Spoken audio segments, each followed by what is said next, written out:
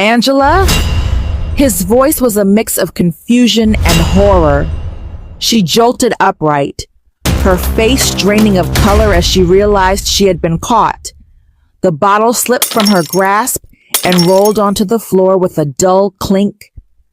A heavy silence filled the room as they stared at each other, both struggling to find the right words. Patrick's face contorted with pain.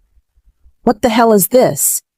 His voice was barely above a whisper, but Angela could hear the devastation in it. Tears filled her eyes. Patrick, is this what I've been reduced to? He interrupted, his voice trembling. A husband so useless that my wife preferred. Angela had been married to Patrick for 5 years, yet something always felt missing. Patrick was a good husband, responsible, caring, and never short of affection. But in the depths of their bedroom, where passion was supposed to ignite like an unquenchable fire, she felt nothing but emptiness. He was gentle, predictable, and quick to finish, leaving Angela in frustration night after night.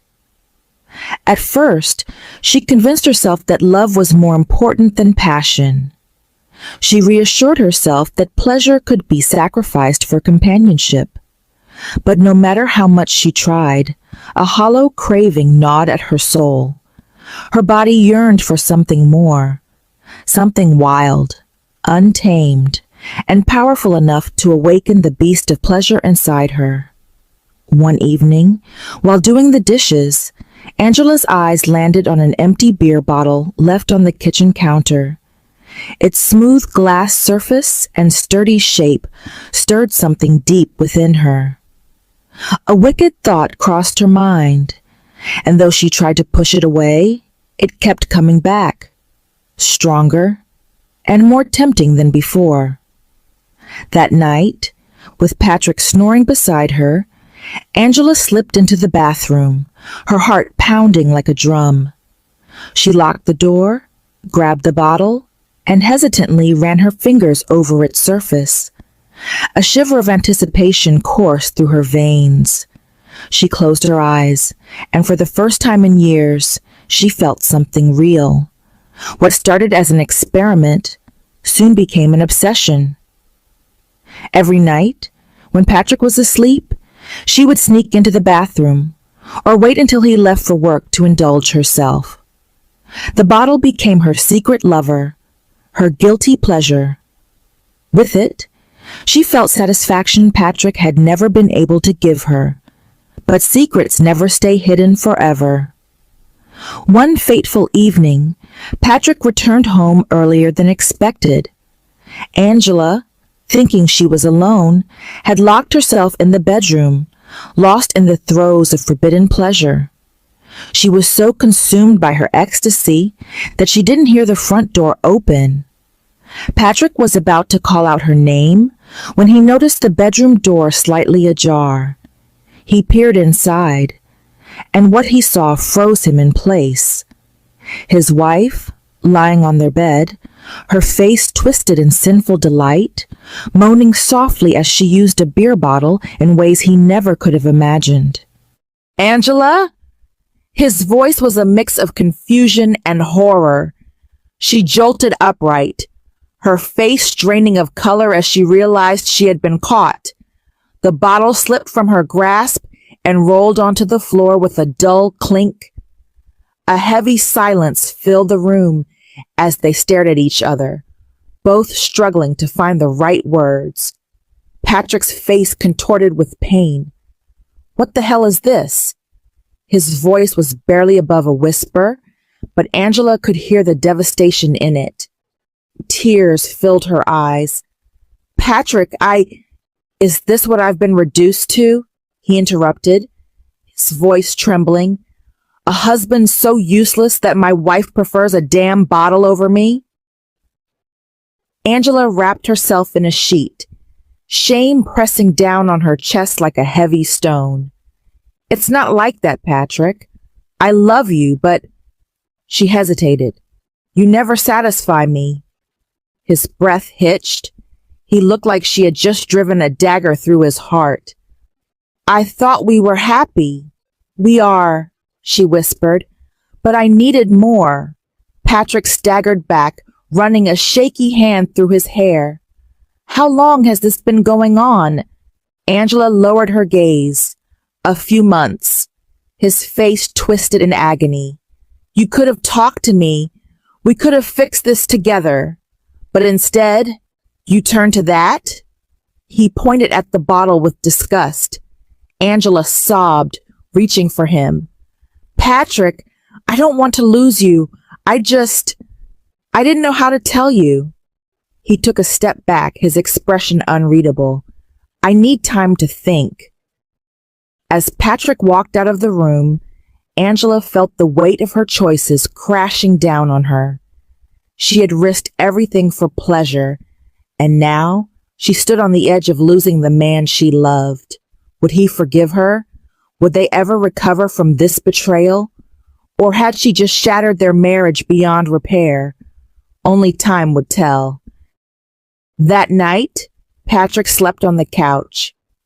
Angela lay awake in their bedroom, staring at the ceiling, haunted by the disgust in his eyes.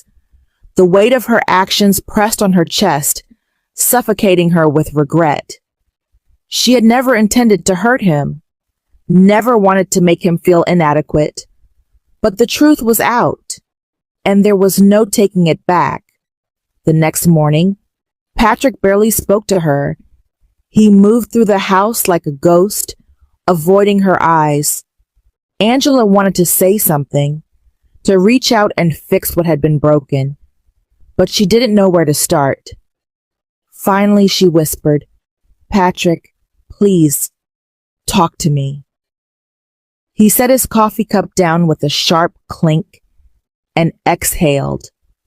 "I don't even know what to say, Angela. Every time I look at you, all I see is that bottle." Angela winced. "I never meant to hurt you." Patrick shook his head. "You didn't just hurt me. You humiliated me. Do you have any idea what it feels like to know your wife prefers a piece of glass over her own husband?" Patrick left the house without saying goodbye. Angela spent the day drowning in guilt, pacing the living room, replaying his words over and over. By afternoon, she had made up her mind. If there was any chance of saving her marriage, she had to do something. She grabbed her phone and scheduled an appointment with a marriage therapist.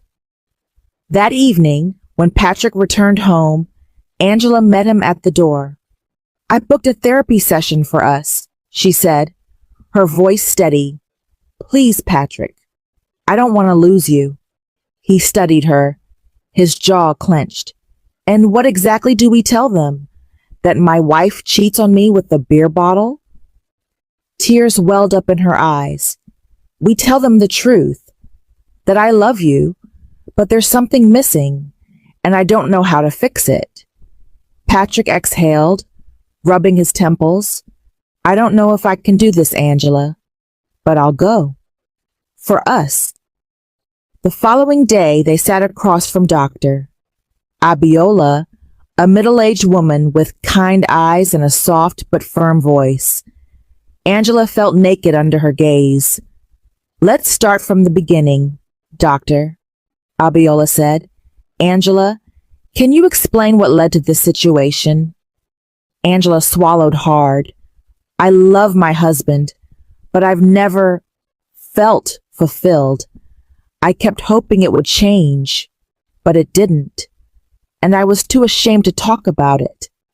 Patrick's hands balled into fists. "So instead of telling me, you turned to an object?" Dr. Abiola held up a hand. "Patrick, I know you're hurt, but let's try to understand what Angela was feeling." Angela hesitated before speaking.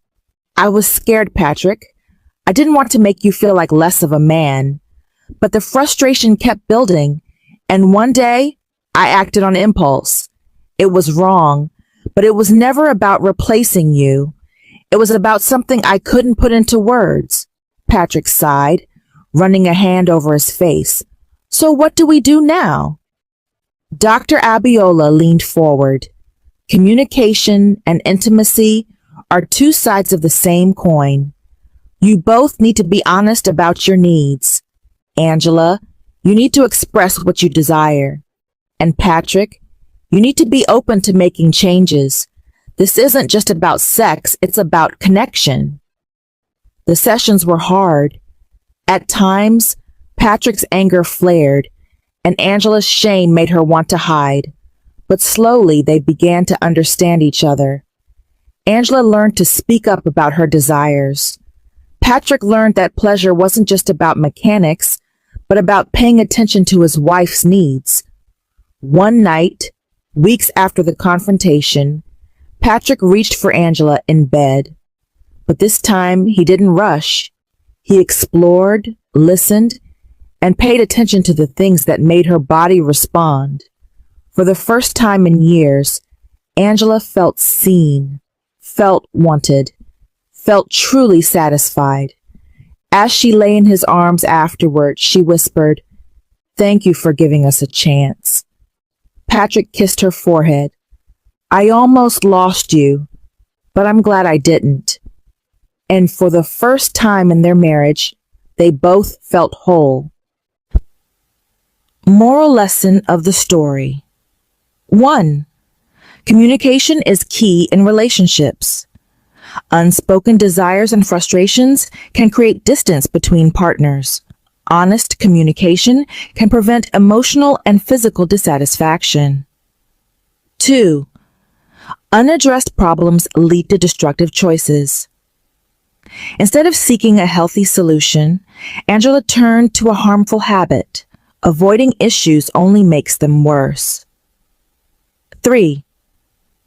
Trust is fragile and hard to rebuild.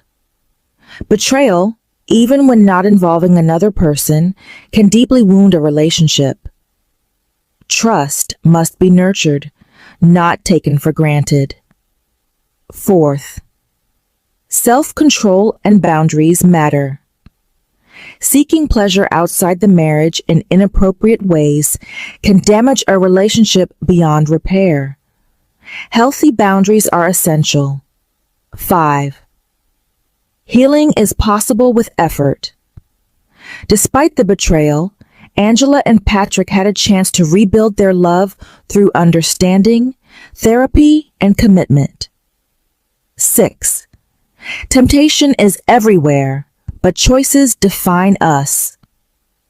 In moments of weakness, people may make regrettable choices. True strength lies in resisting destructive urges and choosing what's right. Final thought. A strong relationship is built on honesty, effort, and respect. Problems should be faced together, not in secrecy. Thank you so much for watching. Subscribe if you haven't subscribed. Like and share to your friends and family. Turn on the notification bell for many more amazing stories. Comment down below. What would you do in Patrick's situation? Appreciate your time. See you on my next story.